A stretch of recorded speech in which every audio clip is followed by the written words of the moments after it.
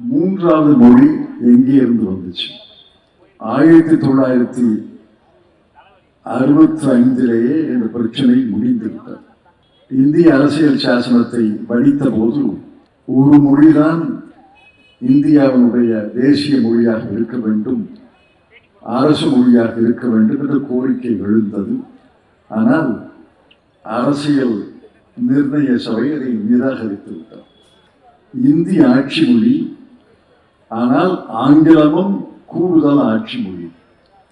இது 1950 முடிந்த பிரச்சனை. 15 ஆண்டுகளுக்கு ஆங்கிலம் கூடுதல் ஆட்சி மொழியாக இருக்கும் என்று அன்று எழுதியவர்கள் 1965 வரும்பொழுது ஆங்கிலம் தொடர்ந்து இருக்க வேண்டும் என்று முடிவெடுத்ததால் 1963 ஜவஹர்லால் நேரு அவர்கள் இந்தி பேசாத மக்கள் விரும்பும் வரை, கவனமாக்களுங்க, இந்தி பேசாத மக்கள் விரும்பும் வரை ஆங்கிலம் தொடர்ந்து ஆட்சி மொழியாக இருக்கும் என்று சொன்னார். ஆக 1950 எடுத்த முடிவு 1963 உறுதிப்படுத்தப்பட்டார்.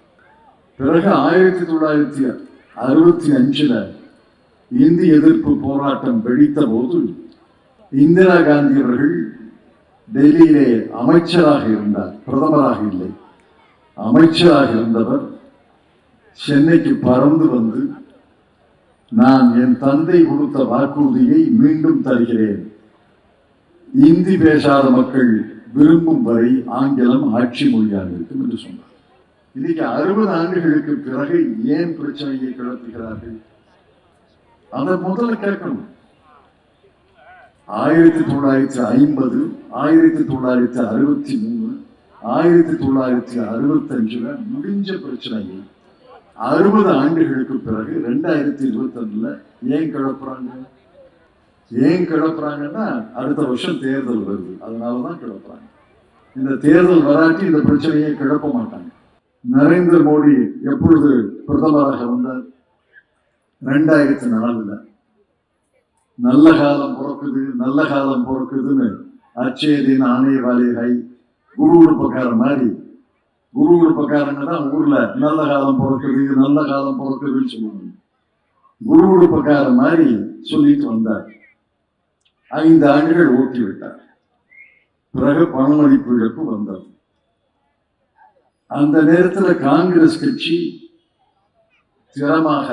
திறமையாக செயல்படாததன் காரணமாக மீண்டும் வெற்றி பெற்றார். அதை யாரும் மறுக்க முடியாது. 10 ஆண்டுகள் பிரதமராக இருந்தவர் இந்த பிரச்சனையை கிளப்பவில்லை. 3வது முறை மிகப்பெரிய அடி, சம்மட்டி அடியாக தந்திருக்க வேண்டும். தமிழ்நாடு சம்மட்டி அடி தந்தது, கேரளம் சம்மட்டி அடி தந்தது. ஆனால் வட மாநிலங்கள்ல சம்மட்டி அடி தரவில்லை. ஏதோ இருந்தோம் பிழைச்சோம்னு 240 இடங்களை பெற்று 400 இடங்கள் பெறுவோம் என்று சொன்னார்கள். 240 இடங்கள் தான் பெற்றார்கள். 240 இடங்களை பெற்று 2 சிறிய கட்சிகளோடு துணை வைத்துக் கொண்டு ஆட்சி அமைத்து விட்டார். மறுக்கல. இந்த வருஷம் ஏன் கிளப்புறாங்க? ஒரு காரணம், தமிழ்நாட்டில் அடுத்த ஆண்டு தேர்தல் வருகிறது. 2வது காரணம், இந்தி பேசும் மாநிலங்கள்ல இந்தி உணர்வை, இந்தி வெறியை மீண்டும் மூட்ட வேண்டும் என்பதற்காக. இல்லைன்னா பிரச்சனையே கிடையாது. நம்ம பார்த்து 3 மொழிகளை கற்க வேண்டும் என்கிறார். நான் கேட்கிறேன், இங்க கேந்திரிய வித்யாலயா இருக்குன்னு சொன்னாங்க. தமிழ்நாட்டில் 52 கேந்திரிய வித்யாலயங்கள் இருக்கின்றன. 52. என்னுடைய சிவகங்கை மாவட்டத்திலே 2 இருக்கு, தாம்பரத்துல 1 இருக்கு. அந்த மாதிரி தமிழ்நாடு முழுவதும் 52 கேந்திரிய வித்யாலயா பள்ளிக்கூடங்கள் இருக்கின்றன. இதை யார் நடத்துகிறார்கள்? மத்திய அரசு. எந்த அமைச்சர்? மத்திய அரசுடைய கல்வி அமைச்சர். எந்த தலைவர்? மத்திய அரசுடைய பிரதம மந்திரி. இப்ப வாங்க, கேந்திரிய வித்யாலயாவுக்கு போவோம்.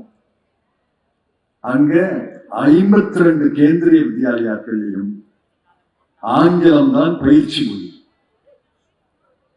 அடுத்த மொழி 2வது மொழி ஹிந்தி அல்லது சமஸ்கிருதம். 3வது மொழியே கிடையாது. தமிழ் ஆசிரியர்களே கிடையாது. தமிழ்நாட்டில் 52 கேந்திரிய வித்யாலயாக்கள்ல ஒரு தமிழ் ஆசிரியர் கூட கிடையாது. தமிழ்நாட்டில் இருக்கிறாங்க, அவங்களை யாரும் இழுத்து மூட சொல்லலையே. மத்திய அரசு நடத்தும் பள்ளிக்கூடங்களில 52 பள்ளிக்கூடங்களில 2 மொழிதான். ஏன் நீங்கள் நடத்துகின்ற பள்ளிக்கூடங்களில் 3 மொழி கிடையாது? 2 மொழிதான். இதை விட மோசம் வடநாடு. நான் வடநாட்டில் பல மாநிலங்களுக்கு சென்றிருக்கிறேன். பல மாநிலத்திலே நண்பர்கள் இருக்கிறார்கள். பல மாநிலத்து மக்களை பார்க்கிறேன், அவர்களோடு பேசுகிறேன். கடந்த வாரம் இந்தோர் போயிருந்தேன். இந்தோர்ல ஒரு டாக்ஸி டிரைவர் வண்டி ஓட்டுறார், ஹிந்தி தான் பேசுறார். ஏன்பா இந்தோர்ல வண்டி ஓட்டிய வெளிநாட்டு பயணிகள் தான் வருவாங்களே, சுற்றுலா பயணிகள் தான் வருவாங்களே, ஹிந்தி மட்டும் பேசினா எப்படி பிழைக்க முடியும்னு கேட்டேன். சார் நான் பேசி பேசியே ஒரு 2 வார்த்தை கற்றுக்கிட்டேன். ஹோட்டல், ரெஸ்டாரண்ட்டு அப்படின்னு 4 வார்த்தை தெரியும். ஆங்கிலம் கற்றுக் கொடுக்கலையான்னு கேட்டேன். ஆங்கில வார்த்தையார் இருந்தா தானே ஆங்கிலம் கற்றுக் கொடுப்பாங்க. மத்திய பிரதேசத்துல பள்ளிக்கூடங்கள்ல, அரசு பள்ளிக்கூடங்கள்ல ஆங்கில ஆசிரியரே கிடையாது. இந்தி தான் ஆட்சி மொழி, இந்தி தான் பேச்சு மொழி, இந்தி தான் பயிற்சி மொழி, இந்தி தான் பாடமொழி. ஒரு மொழிதான். நான் இதை பல கூட்டங்களிலே பேசியிருக்கிறேன். இதுவரை யாரும் மறுக்கலையே. வடநாட்டு முதலமைச்சர்கள் யாராவது மறுத்திருக்காங்களா? பேச்சு மொழி ஹிந்தி, ஆட்சி மொழி ஹிந்தி, பயிற்சி மொழி ஹிந்தி, பாடமொழி ஹிந்தி, 2வது மொழியே கிடையாது. அரசு பள்ளிக்கூடங்களிலே ஆங்கில ஆசிரியர்கள் இங்க ஒண்ணு அங்க ஒண்ணு இருப்பாங்க. அவர்கள் ஆங்கில ஆசிரியர்கள் அல்ல. சரித்திர ஆசிரியர் ஆங்கிலம் கற்றுக் கொடுப்பார், கணித ஆசிரியர் ஆங்கிலம் கற்றுக் கொடுப்பார். ஆங்கிலத்துல புலமை பெற்ற ஆசிரியர்கள் இல்லை, ஆங்கிலமே கற்றுக் கொடுக்கல. தென்னாட்டு மொழி தமிழ், தெலுங்கு, மலையாளம்னு அமைச்சர் பேசுறாரு ஒழிய, அமைச்சர் பேசுகிறார். 2வது மொழிக்கே ஆசிரியர் கிடையாது. 3வது மொழிக்கு எங்க ஆசிரியர் வந்தார்? ஆக அரசு நடத்தும் பள்ளிக்கூடங்களில, மத்திய அரசு நடத்தும் பள்ளிக்கூடங்களில் 2 மொழி, இந்தி பேசும் மாநிலங்களிலே 1 மொழி. நம்ம மட்டும் 3 மொழியை கத்தணுமா? என்னுடைய கருத்து என்னன்னா, 2 மொழி திட்டத்தை செம்மையாக செயல்படுத்த வேண்டும். நம்முடைய பிள்ளைகள் கூட ஆங்கிலத்திலே சரளமாக பேச முடியவில்லை, எழுத முடியவில்லை. உங்க பிள்ளைகளை பார்த்தாலே தெரியும். தனியார் பள்ளிக்கூடங்கள்ல, நகர்ப்புறங்கள்ல இருக்கிற தனியார் பள்ளிக்கூடங்கள்ல படிக்கிற பிள்ளைகள் வேணா தமிழ், ஆங்கிலம் சரளமாக பேச முடியும், எழுத முடியும். அரசு பள்ளிக்கூடங்களிலே படிக்கும் மாணவ மாணவிகள் தமிழிலே சரளமாக பேச முடியும், எழுத முடியும். ஆங்கிலத்தை தட்டு தடுமாறித்தான் பேசுகிறார்கள், பேச கூச்சப்படுகிறார்கள். பள்ளிக்கூடத்தை விட்டு வெளியில வந்தா ஆங்கிலம் பேசுவதற்கு வாய்ப்பே கிடையாது. ஆங்கில வகுப்பறையை தவிர வேறு ஆங்கிலம் பேசுவதற்கு வாய்ப்பே கிடையாது. ஆங்கில நூல்கள் அவர்கள் படிப்பது கிடையாது. ஆகவே தமிழ் தான் சரளமாக எழுதுகிறார்கள், பேசுகிறார்கள். இந்த 2வது மொழியை செம்மையாக கற்றுக் கொடுக்க வேண்டும் என்பதனுடைய வேண்டுகோள். தமிழ்நாடு அரசுக்கே நான் வேண்டுகோள் விடுத்தேன். 2 மொழியை வெற்றிகரமாக செய்யும். ஆங்கிலத்திலையும் பேச முடியும், தமிழிலையும் பேச முடியும், எழுத முடியும், பேச முடியும், சிந்திக்க முடியும், நூல்களை படிக்க முடியும், ஆராய்ச்சி நூல்களை படிக்க முடியும்.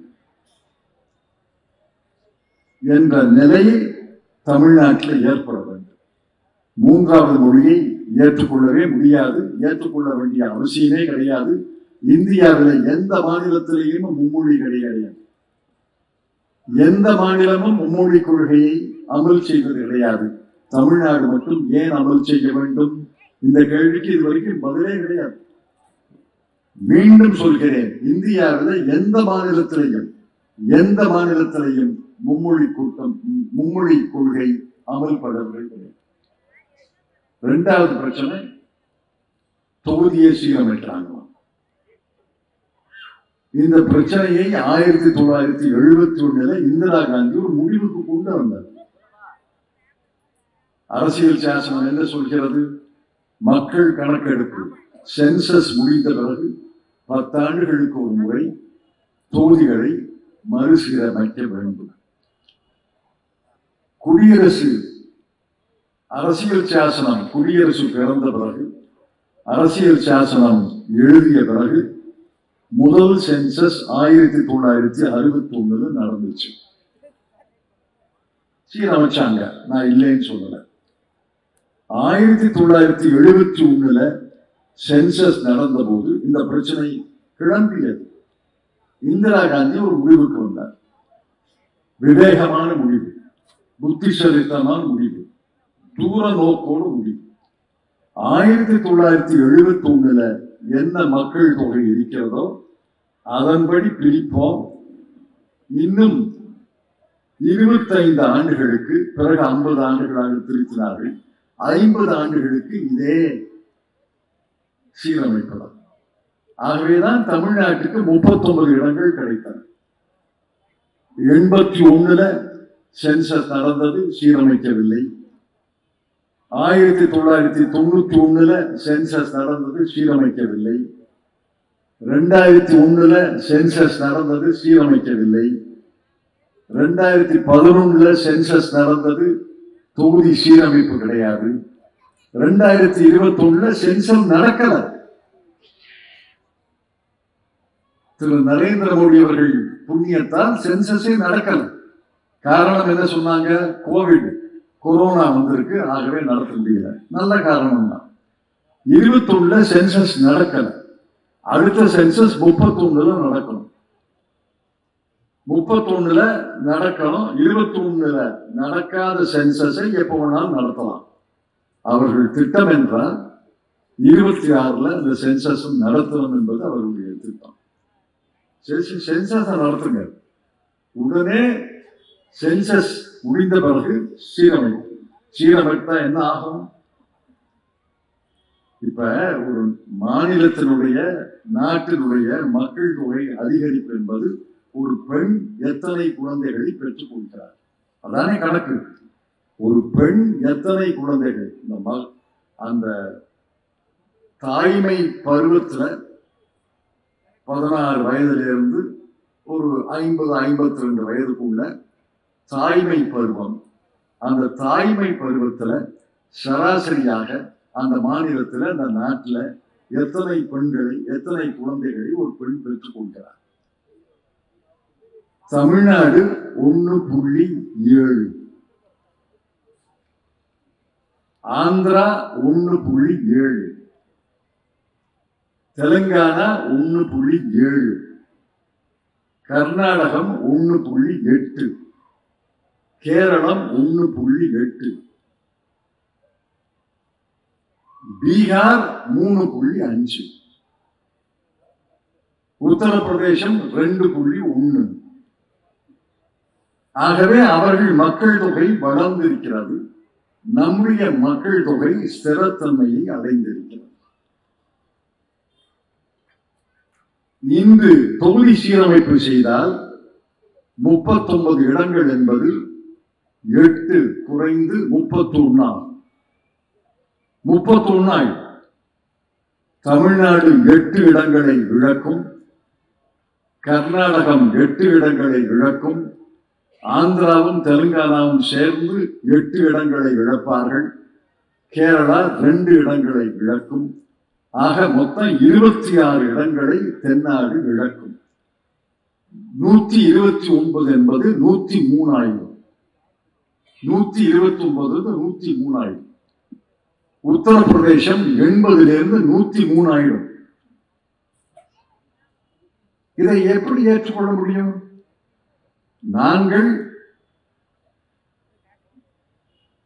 நாம் இருவர் நமக்கு இருவர் என்பதை கடைபிடித்தோம். குடும்ப கட்டுப்பாடு திட்டத்தை செம்மையாக நிறைவேற்றினோம். பிள்ளைகள் பெறுவதை குறைத்துக் கொள்ள வேண்டும் என்று அரசு திட்டத்தை ஏற்றுக்கொண்டு செயல்படுத்தினோம். தென்னாடு ஏறத்தாழ மக்கள் தொகை ஸ்திரத்தன்மை வந்திருக்கிறது. ஆங்கிலத்தில் ஸ்டேபிள் பாப்புலேஷன் சொல்வார்கள். ஸ்திரத்தன்மை வந்திருக்கிறது. வடநாட்டில் குழந்தைகள் கூட பிறப்பதால் அதை நான் குறை சொல்லவில்லை. அவர்களுக்கு வளர்ச்சி ஏற்பட்டு, கல்வி மேம்பட்டு, வசதிகள் ஏற்பட்டு, மருத்துவ வசதி ஏற்பட்டால் அவர்களுக்கும் குறையும். அது ஒன்றும் சந்தேகமே கிடையாது. உலகம் முழுவதும் ஸ்திரத்தன்மையை நோக்கி பல நாடுகள் போய்கொண்டிருக்கின்றன. உத்தரப்பிரதேசமும் பீகாரும் அந்த வழியில போகும். அந்த மக்களுக்கு என்னுடைய நல்வாழ்த்துக்களை தெரிவித்துக் கொள்கிறேன்.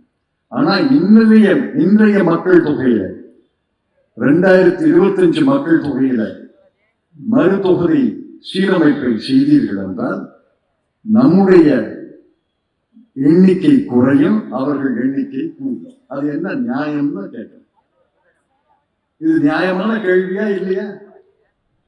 இது நியாயமான கேள்வியா இல்லையா என்பதை மக்கள் தானே சொல்ல வேண்டும். 4 மந்திரி உட்கார்ந்து இது நியாயம், ஆக தமிழ்நாட்டு, தென்னாடு, கேரளா 26 சீட்டை 26 இடங்களை கழிப்போம், உத்தரப்பிரதேசத்தில் கூட்டுவோம்னா எப்படி ஏற்றுக்கொள்ள முடியும்? இப்பவே நம்ம குரல் கேட்க மாட்டேங்குது. 543 ஊர்ல 543 உறுப்பினர்கள் உள்ள மக்களவையில தென்னாட்டுக்கு 129 தான். ஏறத்தாழ கால் பகுதி தான். அந்த கால் பகுதி இன்னும் குறைஞ்சா என்ன குரல் கிடைக்கும்? நமக்கு என்ன மரியாதை கிடைக்கும்? நம்முடைய முதலமைச்சராக போனா யார் மரியாதை செலுத்துவார்கள்? ஆகவேதான் சொல்கிறோம், 50 ஆண்டுகள் 1971 இப்ப 54 ஆண்டுகள் இதே நிலைமை இருக்கிறது. அந்த 54 ஆண்டுகள்ல ஒன்னும் பிரளயம் ஏற்படலையே, 54 ஆண்டுகள்ல பூகம்பம் ஏற்படலையே, புரட்சியா ஏற்பட்டுச்சு. உத்தரப்பிரதேச மக்கள் எங்களுக்கு கூட பிரதிநிதித்துவம் வேணும்னா தெருவுக்கு வந்தாங்க இல்லையே, அமைதியா தான் இருக்காங்க. அவங்களுக்கு விரும்பிய கட்சியை தேர்ந்தெடுக்கிறாங்க, நமக்கு விரும்பிய கட்சியை நாம் தேர்ந்தெடுக்கிறோம். நாடாளுமன்றத்துக்கு அவர்கள் வாக்களிக்கிறார்கள், நாமும் வாக்களிக்கிறோம். அவர்கள் வெற்றி பெறுகிறார்கள், ஆட்சி அமைக்கிறார்கள். நமக்கு ஒன்றும் ஆட்சியெல்லாம் கிடையாது. ஆனால் இந்த மக்கள் தொகை, இன்றைய மக்கள் தொகை படி மறு தொகுதி சீரமைப்பு செய்தால் பாரதிய ஜனதா கட்சி என்ன கணக்குன்னா 7 மாநிலங்களிலே வெற்றி பெற்றால் மத்தியில ஆட்சி அமைக்கும். 7 மாநிலங்களிலே வெற்றி பெற்றால் மத்தியில ஆட்சி. தமிழ்நாட்டுக்கு நரேந்திர மோடி வரவே வேண்டாம், இந்திய நிலைக்கு தெற்க வரவே வேண்டாம். நீங்க 103 பேரு எப்படியாவது ஓட்டு போடுங்க. நாங்க வேட்பாளரே போடல, கட்சி கொடியே கட்டல, பிரச்சாரமே செய்யல. 7 மாநிலத்திலே வெற்றி பெற்றால் அவர்தான் பிரதமர். இதை ஏற்றுக்கொள்ள முடியுமா? யோசிங்க. எவ்வளவு பெரிய கத்தி நம்முடைய கழுத்திலே தொங்குகிறது என்பதை பாருங்க. ஆகவேதான் தமிழ்நாடு சட்டசபை, தமிழ்நாடு சட்டமன்றம் தீர்மானம் நிறைவேற்றி இருக்கிறது. கேரள சட்டமன்றத்தில் தீர்மானம் நிறைவேற்ற போகிறார்கள். தெலுங்கானா சட்டமன்றத்தில் நேற்று முன்தினம் தீர்மானம் நிறைவேற்றி இருக்கிறார்கள். 7 மாநிலத்தின் முதலமைச்சர்கள், துணை முதலமைச்சர்கள் கூடி பேசி இருக்கிறார்கள். மற்றவர்களையும் அழைக்கிறோம்.